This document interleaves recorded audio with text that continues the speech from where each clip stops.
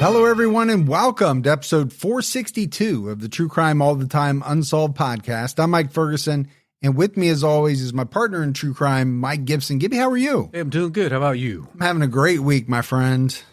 Great week. That's good. And you called me your friend. Yeah, you are my friend. Did you not know that?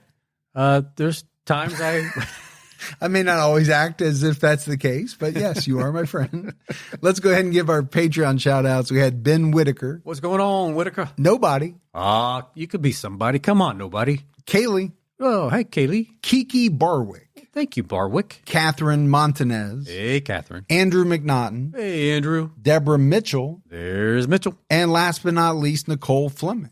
The Nicole. And if we go back into the vault, this week we selected Christina Weiss. Because she is wise. Yeah. Speaking of Patreon, we dropped a new Patreon-only episode Saturday night on Chelsea Perkins, a Coast Guard veteran who plotted a revenge killing against her ex-boyfriend. So it's a very interesting episode.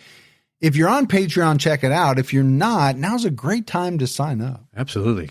Get out there and join and listen to all the good material. Yeah, extra content. Yes. We also have a brand new episode out right now on True Crime All the Time where we're talking about Veronica Boza, a devoted mother. She had a very successful career as a television producer. She was shot to death inside her home in August 2010. Her estranged husband, Tim, provided a seemingly airtight alibi, but investigators soon found suspicious activity on his phone records. So that's out right now. Check it out. All right, buddy, are you ready to get into this episode of True Crime All the Time Unsolved? I'm always ready. We're talking about the disappearance of Traci Kegley. On April 26, 1998, Traci Pittman Kegley went out to run errands with her daughter. The following day, her vehicle was found on the side of the road with her daughter inside. Traci was nowhere to be found, and she remains missing 27 years later. Traci Lee Pittman was born on March 15th, 1968 in Montgomery, Alabama. She was the daughter of Stephen and Linda Pittman.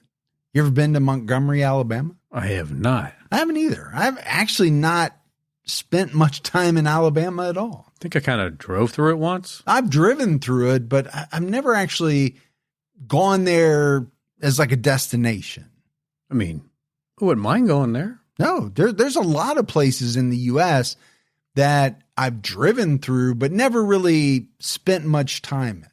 And some places I'd really like to. I know my neighbor goes a lot to some golf beach area, like in the Gulf. Like there's a beach area that he loves. Is that like Muscle Shoals or one of those places? There is a part of Alabama. I think it's close to like the panhandle of Florida. Okay, that must be where he goes. But I don't know if that's the name of it. But I know there's a destination that a lot of people go to. He says it's one of the best places to go, that people forget about it so you don't have all the crowds. But he says it's perfect. Yeah. Well, we might have to take a trip. We might have to. In 1993, Traci married Greg Kegley. They lived in Montgomery, and their daughter was born in November 1995. Traci was a trained phlebotomist and worked at the Alabama Reference Laboratory in downtown Montgomery and at a medical center in Alexander City, Alabama. Well, it's important to know how to take blood. Phlebotomy. I know. In 1997, Traci and Greg decided to separate.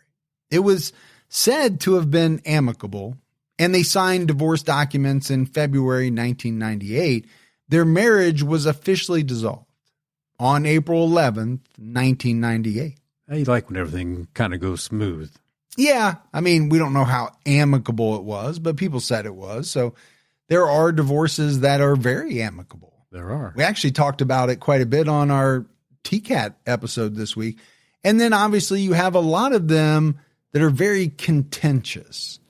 Alimony, child support, custody, and battling over those types of things. It can be difficult. It can be. Although the split was amicable, it was still a challenging time for Traci. She had to find a new job and a new home. In March, she moved in with her parents in Eclectic, Alabama for further support. But that's a fun town. Eclectic. I bet you they got some very interesting people in Eclectic. That's what I was thinking.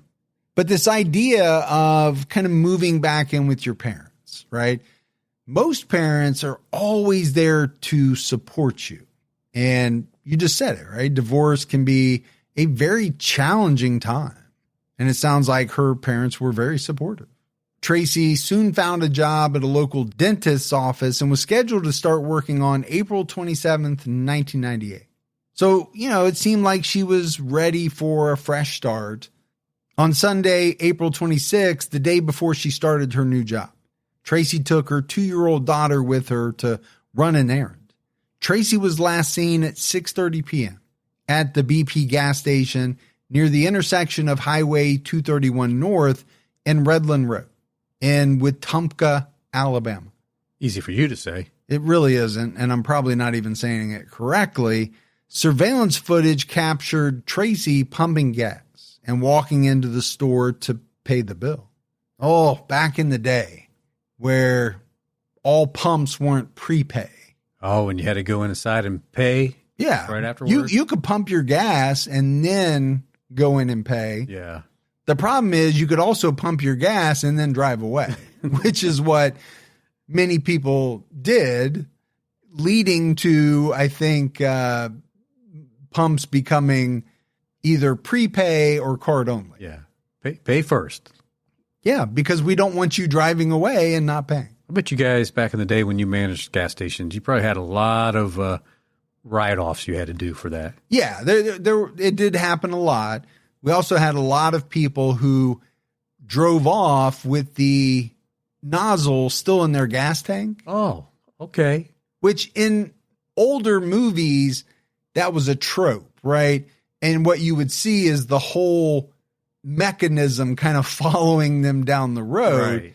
At some point in time, and by the time I was managing gas stations, they had come up with like a quick disconnect hose. Okay. So it still cost a bunch of money to get it fixed, but the whole pump wasn't ripped out of the ground. I wonder if people came back and said, "Hey, I'm sorry about that. I have your hose here." I don't remember anybody coming back, but there were times where we had to go back and look at surveillance and try to get their license plate number. And like I said, I mean, they had to pay a bunch of money to get it fixed. Yeah. But after this interaction at the BP station, what happened to Traci is unknown. Her parents were worried when she didn't come home that night. And so they went out looking for her. In an interview with the Montgomery Advertiser, Traci's childhood best friend, Tammy Foster, recalled driving around with Traci's parents. She said, "We drove around all night looking for her. I was hanging out a car window, shining a spotlight in those deep ditches along the road. I thought she had a wreck and was in one of those ditches." Scary time for the family. Yeah, scary. You're expecting them to come home. They don't come home. But what's your first thought? All right, maybe the car broke down. Maybe there was an accident. I don't think most people go necessarily right off the bat to something very nefarious. No. Most people think something happened. Maybe it's 1998. Maybe she didn't have a cell phone. Not everybody did back then. Yeah, I mean, I think you're just worried for her well-being and your granddaughter. That's true. There's two people, right? Two family members that you're worried about. The following morning, April 27th, a concerned resident found Traci's 1993 Geostorm parked on Old Georgia Road, a secluded road about 2 miles east of the gravel pits on Highway 170. Her car was parked across from a business called T&H Grocery. Traci's daughter was alone in the vehicle, but was thankfully unharmed. Man, I mean, thank goodness for that, but how scary for a 2-year-old to be abandoned in her mom's car, not knowing what happened to her mom or how long it will be before someone comes along to find her. Yeah, and it most likely was a pretty good amount of time that she was in this car by herself. And I'm with you, probably unbelievably scared. The person who found her called the sheriff's office. Investigators believe Traci's daughter remained in the car through Sunday night and part of Monday morning. I mean, in one sense, you're kind of glad she stayed in the car. I mean, a 2-year-old, she could have wandered outside the car. Yeah, maybe, most likely, probably could have opened the car door. Yeah. And like you said, it's probably a good thing she didn't because, she could have gotten lost. She could have succumbed to the elements. She could have met up with some type of predator. I don't know what all predators are in Alabama. I'm talking about animal predators. Right. There's human predators everywhere. Exactly. Investigators noted that Traci's car keys were in the auxiliary position. The radio was playing softly. She left her purse and ID behind in the car. Other witnesses recalled that the engine was still running and the windows were rolled down a few inches. Yeah, so could that have been Traci that did that, or could that have been whoever might have taken Traci and then wanted to make sure that the child would be comfortable, so they rolled the windows down a little bit and played some soft music so they were relaxed? Yeah, it's an interesting question, but it's also kind of fascinating that you have these different versions, right? Some witnesses were saying, hey, the engine was on, windows were rolled down. Investigators are saying, no, it was, in the auxiliary position and the radio was playing, but the engine wasn't on.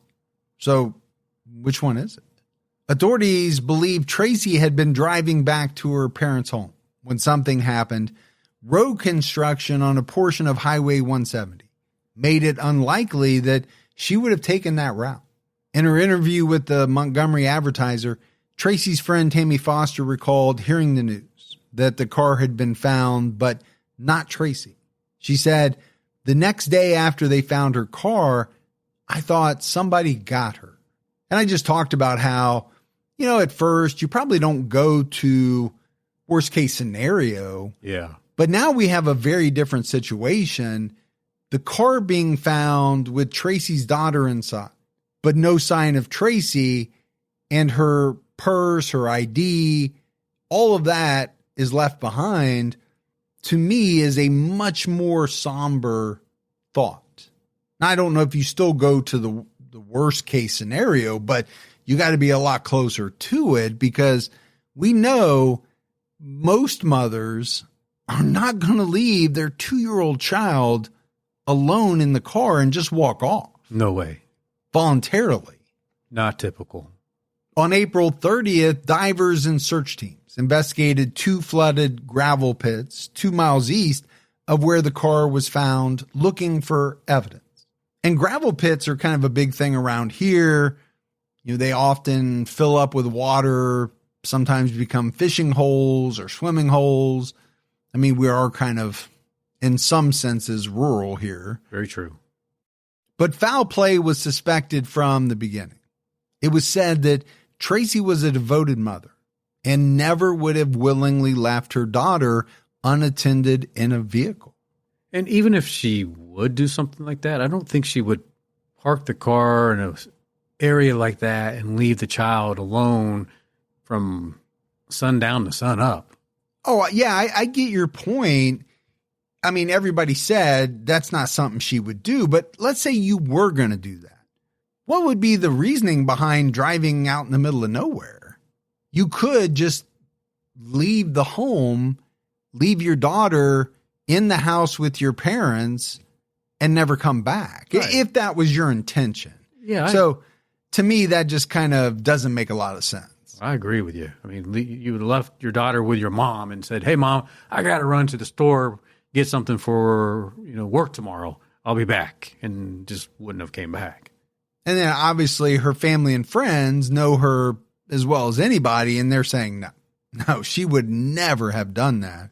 Elmore County Sheriff Bill Franklin said, per the Advertiser, right now we are treating this as an abduction or kidnapping.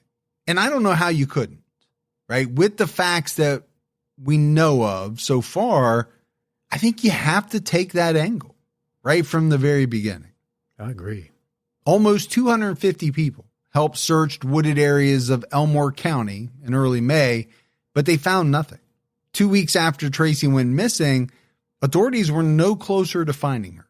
Chief Deputy Paul Henderson said, "We haven't received any clues or information about where she may be. We've gotten a lot of phone calls from the public and checked out a lot of leads, but nothing has panned out yet." And we often talk about, the family's level of concern, frustration. I just think 2 weeks goes by, it just has to be tougher and tougher. There were numerous additional searches, but no evidence indicating what happened to Traci was ever found. Within a year, her case was transferred to the Alabama State Bureau of Investigations. Traci's parents put up billboards throughout the area to raise awareness, and they offered a reward. So I mentioned that, they were very supportive, and obviously I think this kind of dovetails right into it. There's no doubt they loved their daughter, their granddaughter, and they wanted Traci back. Right. And they were willing to spend, whatever to try to make that happen. As I would think most parents would. Yeah. I mean, you would want your loved one back because her daughter needs her. Starting any type of business is filled with doubts. And Gibby and I had a ton of doubts when starting this podcast. We didn't know if people would listen. We didn't know if we could make it. But one thing that really helped out was Shopify. It helps to have a partner like Shopify on your side. Shopify is the commerce platform behind millions of businesses around the world. And 10% of all e-commerce in the U.S., from household names like Gymshark to True Crime All the Time, to brands just getting started. Shopify has hundreds of ready-to-use templates, which help you build a beautiful online store. Shopify's packed with helpful AI tools that help write product descriptions, page headlines, and even enhance your product photography. And what if people haven't heard about your brand? Well, Shopify helps you find your customers with easy-to-run email and social media campaigns. It's time to turn those what ifs into with Shopify today. Sign up for your $1 per month trial today at shopify.com/unsolved. Go to shopify.com/unsolved. That's shopify.com/unsolved. In April 1999, Traci's parents did an interview with the Montgomery Advertiser, marking 1 year since her disappearance. Her mother, Linda Pittman, expressed her fears that Traci was killed and her body was hidden in a flooded rock quarry in the woods of Elmore County. Linda also maintained that Traci would have never left her baby in a car like that. And this goes back to kind of my theory of, at what point does the family start to, think the worst? And I think the more and more time that goes by, the more likely it is that that's going to happen. But I think as time goes on, it's probably hard to stay positive. Yeah, well, at a certain point, I think a little bit of reality sinks in, no matter how positive you want to be. Linda noted that a man called her shortly after Traci's disappearance and said he saw a car similar to Traci's parked on the road near a quarry on the evening she went missing. Law enforcement dragged one quarry, but there were two others that were too deep to drag. And that's got to be frustrating because you're never going to know unless you can even pump them out. And some of these quarries, I mean, you know how they are. They're massive. They can be pretty deep. Yeah. Linda shared her beliefs on what happened with the Advertiser, saying somebody abducted her and hurt her and hid the body in that deep, cold black water. Her gut told her that Traci stopped at an unattended car wash in Wetumpka because she said a lot of the time she would stop in Wetumpka and wash her car on her way home. She believed Traci was washing her car when a stranger saw that she was vulnerable. With no witnesses nearby, the stranger overpowered her and took her to the quarry. Linda couldn't think of anything that would have prompted Traci to fake an abduction. And I think that would be shared by, most parents. Yeah, we've talked about people who have a history of kind of up and leaving for, extended periods of time. But I don't think Traci is in that category. So For her to just up and leave her 2-year-old, I think it's so out of character for her that the family just can't even fathom. Yeah. Just doesn't compute. A psychic had recently told Linda that Traci's body was on the bottom of the quarry. Several psychics had told her Traci was dead. I mean, is that a tough prediction to make?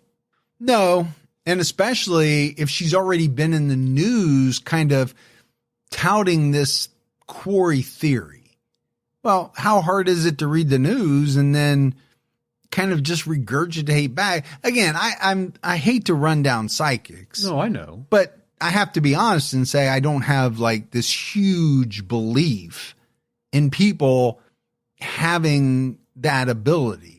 Or let's say a lot of people having that. There might be some. I don't know. Sure. It would just been probably for the family more helpful if the one psychic could have said, at this quarry, she is at the bottom. Well, that's the thing. Why is it that they can give certain information but can't be specific enough to tell the family exactly where she is? If they're psychic, don't they know that part? Yeah, I don't know how it works. Or maybe that's not how it works. I don't know. But if you can narrow it down, then they can have divers go in and see what they can find. When asked why she turned to psychics for answers, Linda said, "You reach out for anything. The things they told me made sense. Like one of them said her body will be found within a 50-mile radius of where her car was found." Again, I mean, it's a pretty broad, general statement. Yeah, 15 miles within the radius of where her car was. Yeah. More than likely, that's probably true. Yeah.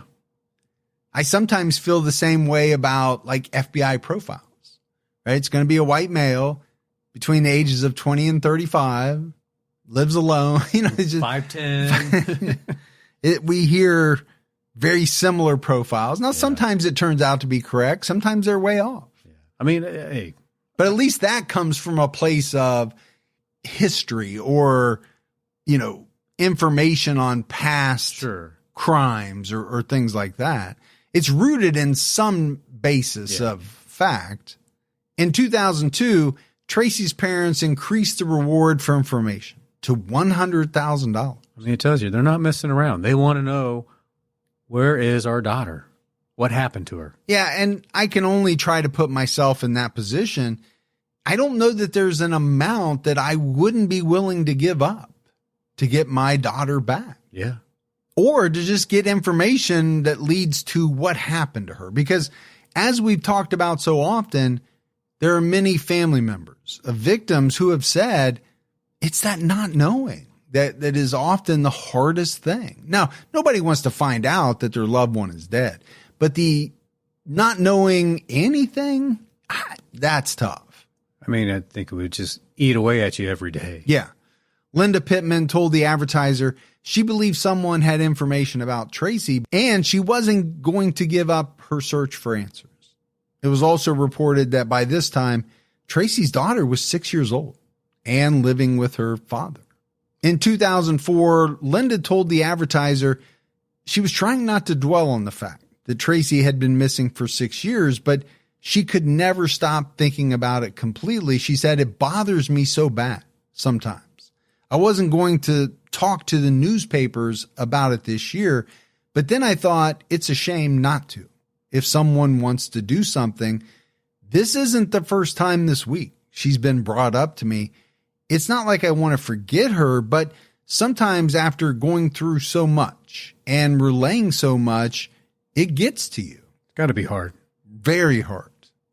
But like she said, she probably has that other guilt of not mentioning her.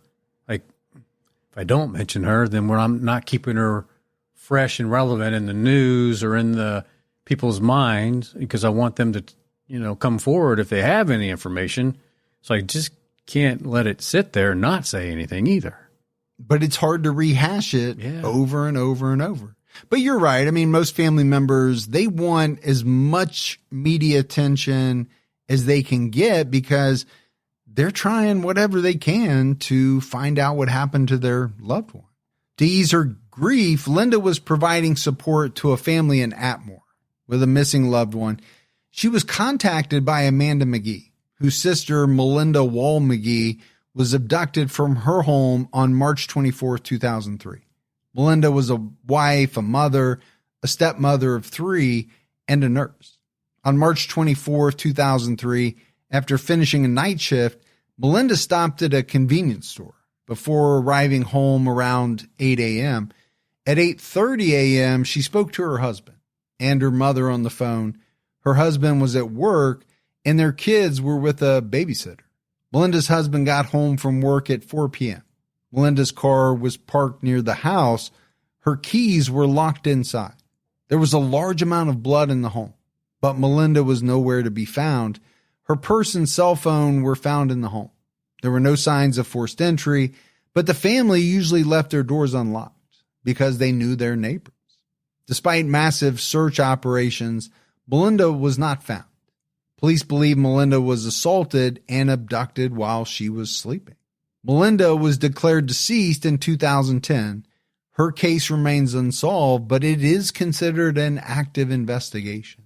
In her interview with the Advertiser, Linda said it was therapeutic for her to talk to Melinda's family because she knew what they were going through and tried to answer their questions. I mean, if anybody could relate, it would be her. Yeah, it would be someone who has gone through something similar.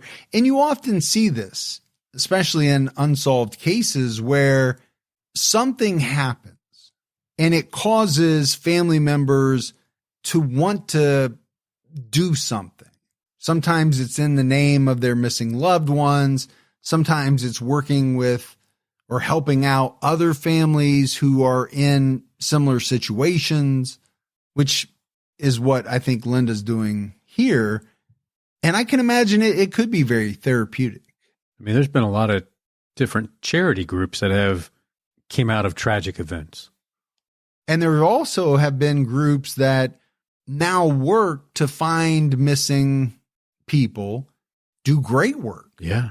And it was all born out of a tragedy to someone in that person's life, that they then dedicated their lives to this or that, helping find, other missing people. Over a decade passed with no major updates in Traci's case. Then on February 25th, 2018, authorities began preparations to search a 350-acre heavily wooded property southwest of Tallahassee, Alabama, in connection with Traci's disappearance. 350 acres, that is a spread. Oh, it sure is. Wow. I mean, if you own 350 acres around here, you'd be super rich. Things would be good. Now, I don't know what 350 acres costs near Tallahassee or Tallahassee, I don't know how you say it, Alabama. Property might be a little cheaper there. Who knows? I mean, even around here, just an acre of farmland's running around $10,000 an acre. So that's just farm. Authorities obtained a search warrant based on information from confidential sources who contacted Crime Stoppers. Now, the tip was received back in 2016. It took almost a year to verify the information and to put together a search effort, according to DA Randall Houston. Houston reached out to Traci's family to inform them of the search. Linda said at a news conference, as quoted by the Montgomery Advertiser, "I was absolutely surprised. I knew they had been working every day since Traci disappeared. I was really surprised that they might have come up with something that might lead us to her." But how exciting that has to be to get that message. Yeah, it's also what I often refer to as the roller coaster of emotions, right? This is at the peak. You're excited because there's been a development in the case, at least a potential development. But as often happens in the unsolved cases is that excitement or that development doesn't lead to anything, which causes kind of a bottoming out. Yeah. So it's just this up and down of emotions. And I can only imagine how rough it is on the family. I'm also thinking about, it's a lot of work to search a 350 acre property. Yeah, it's going to take a lot of people to do that. Well, it depends on the level of the search. Well, that's true too. I mean, are we walking it? Are we digging up stuff? I mean, what's the terrain look like? Yeah, absolutely. DA Randall Houston announced, "We believe this is as close as we've come to a break in the case for several years. The property is just 5 to 10 minutes from where Traci's car was found. According to the Charlie Project, the property is owned by the family of Traci's ex-husband." So it gets a little interesting there. It does, because, all right, we said the divorce was amicable. We also know that a lot of people are killed over custody, alimony, all of the things that come with divorce. That's very true. DA Houston emphasized that the property owner was not considered a suspect. It just happens to be kind of random that her ex family owns the property. Or is it random? Now, when the DA says the property owner is not a suspect, that doesn't mean that someone else in the family who would know about the property couldn't be a suspect. Right, and could have access to the property. Well, at the very least, they would have knowledge of the property. And the fact that it's 5-10 minutes away from where her car was found, I mean, I could see why people were excited about this possibility. Houston said he was confident the search was looking for human remains. He said that day Traci just disappeared off the face of the earth and has never been seen or heard from again. We felt foul play was involved from day one. I feel confident that whoever did this to Traci are in Elmore County, still in Elmore County. And when they look over their shoulders, they see us coming. In this search, we had very good intelligence. If she's on that property, we'll find her.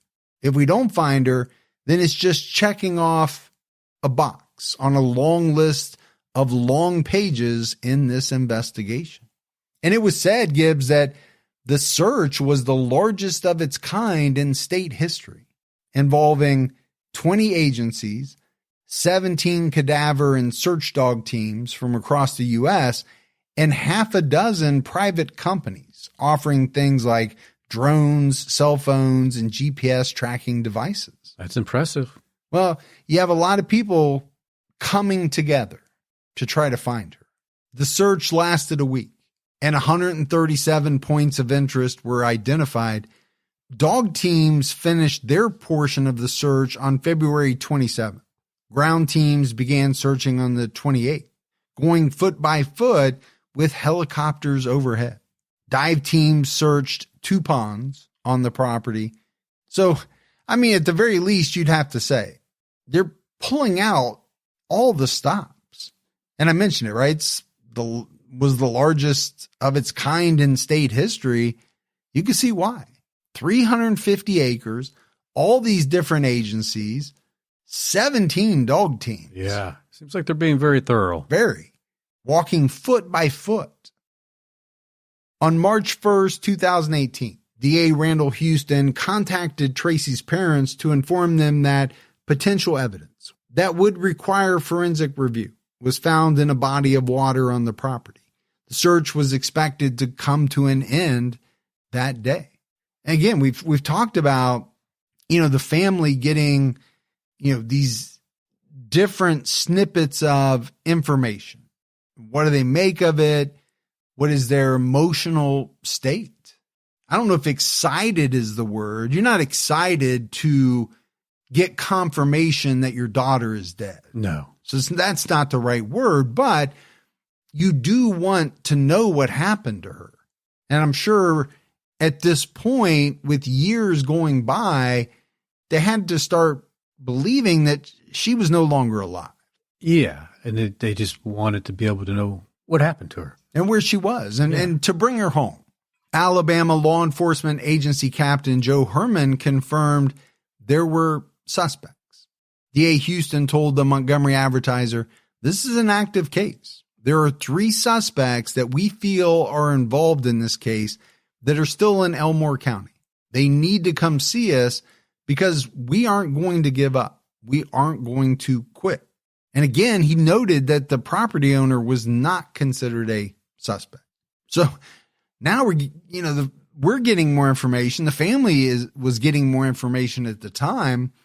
Not only do they have some potential evidence that they're going to review forensically, but now they're publicly saying that there are 3 suspects they feel were involved in this case.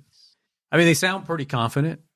Yeah, and I think if you're the family, you got to have some confidence that you are heading towards a resolution, right? You're going to find out what happened, and you're going to find out who did this to Traci, and you're going to find her and be able to bring her home.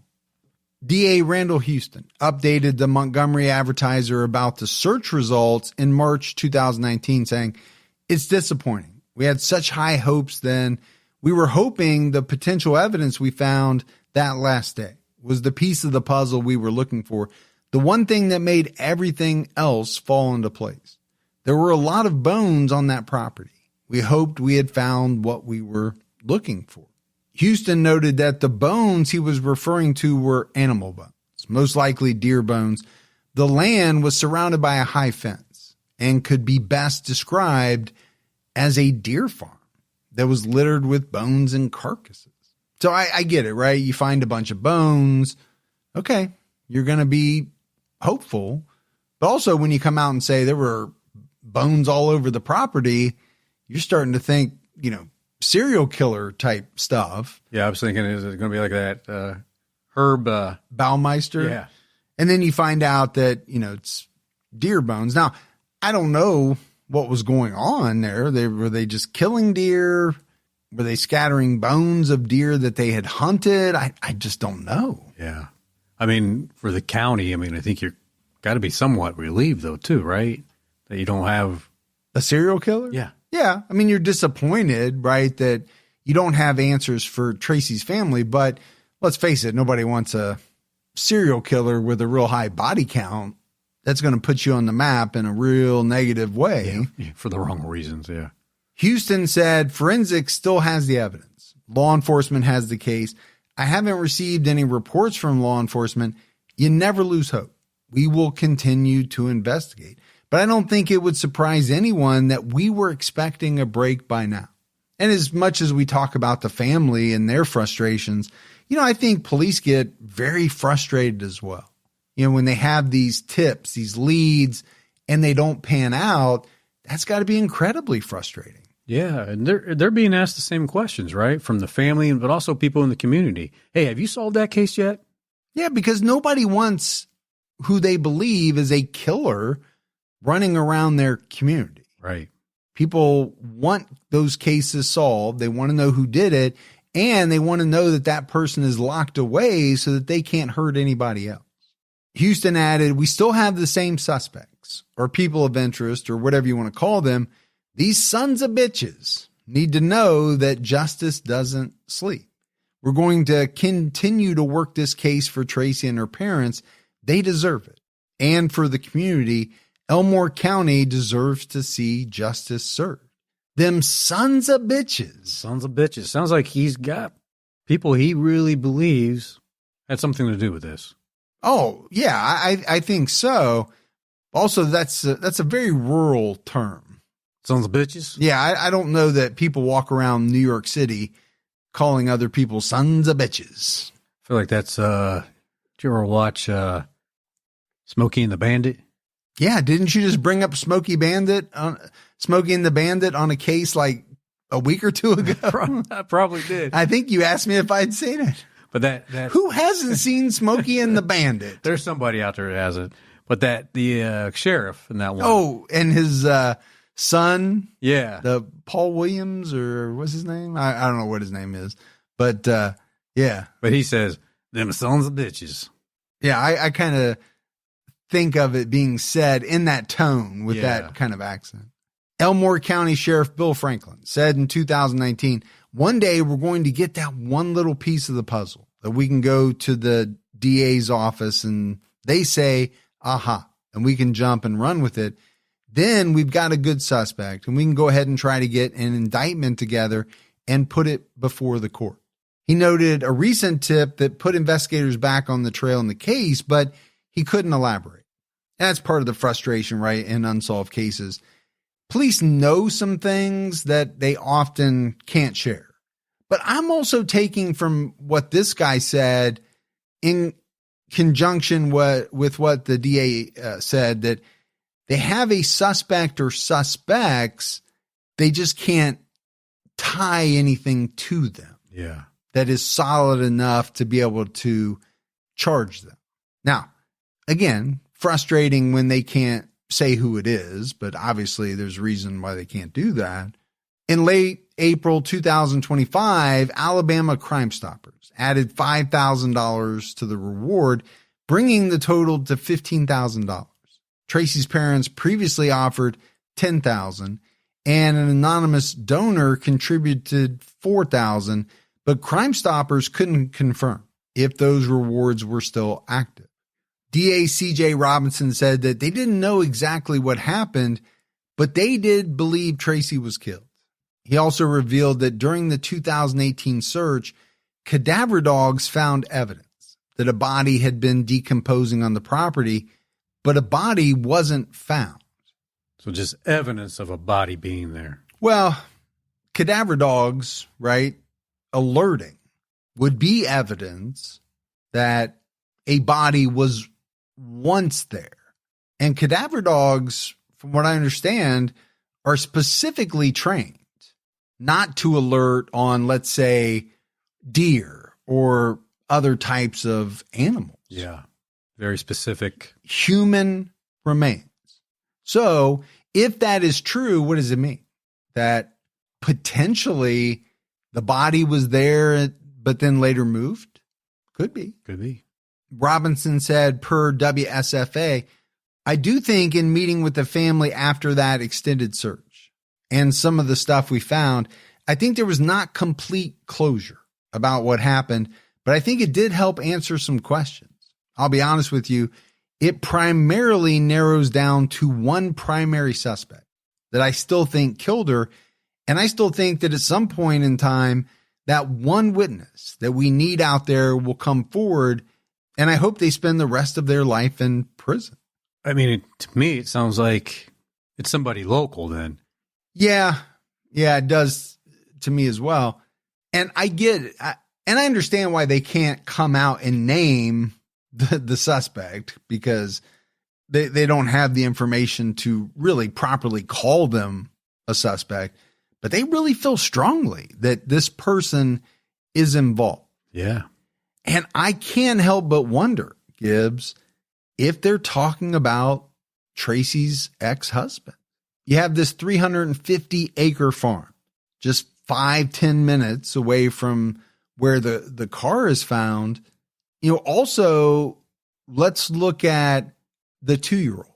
Did somebody roll the windows down, like you said, maybe even turn on some soft, soothing music? If that was the case, then you could make an assumption that that person had some level of emotional attachment to that child, if not love. Yeah.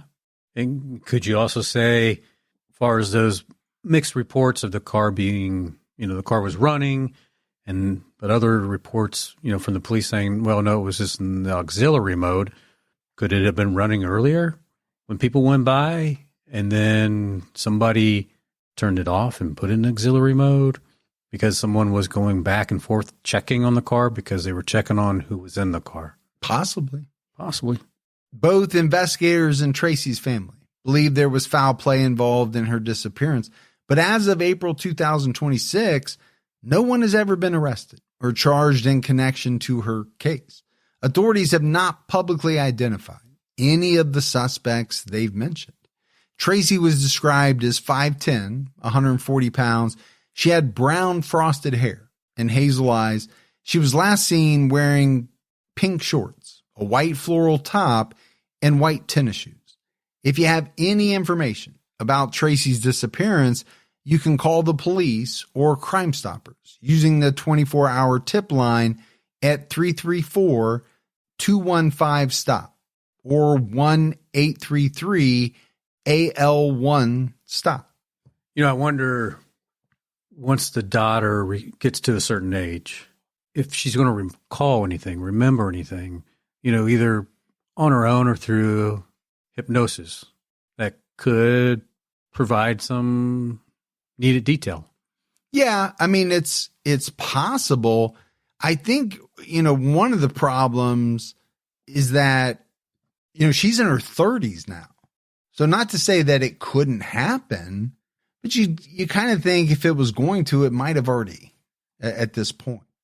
But as we wrap this case up, again, I think authorities have in their mind a really good idea of who they think did this.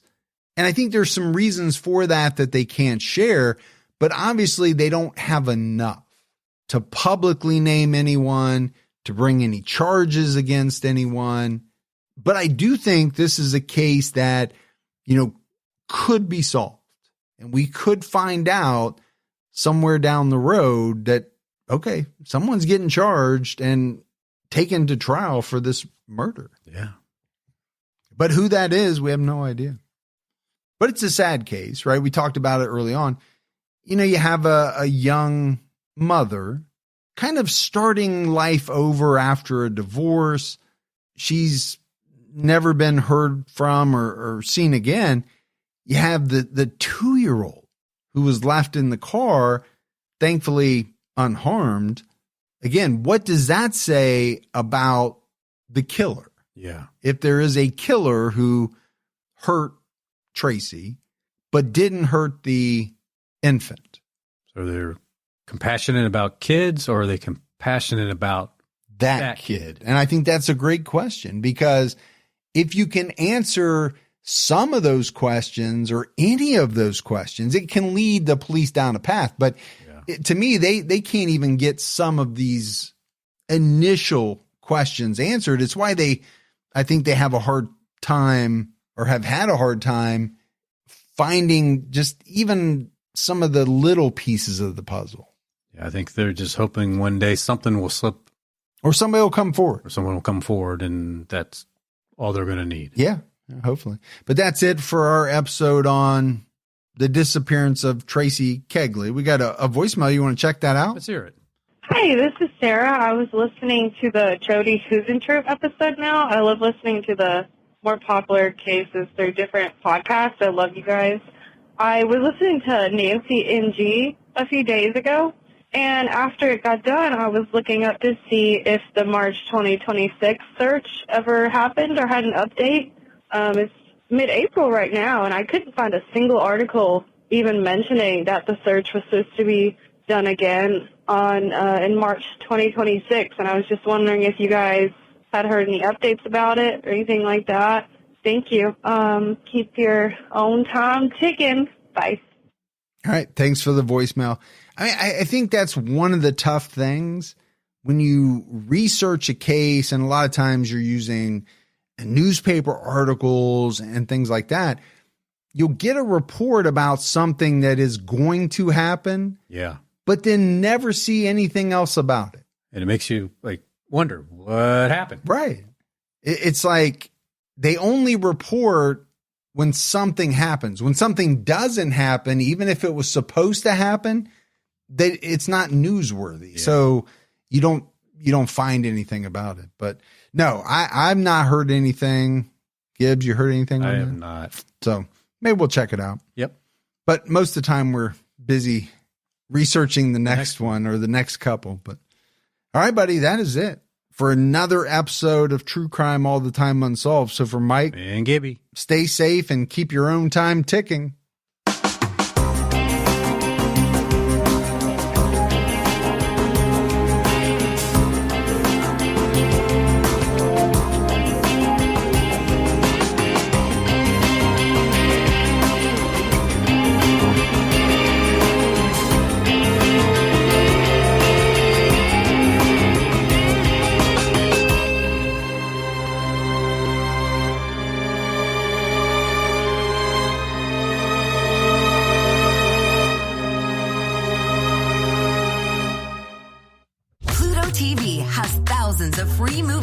TV shows. We're coming at you with everything we got.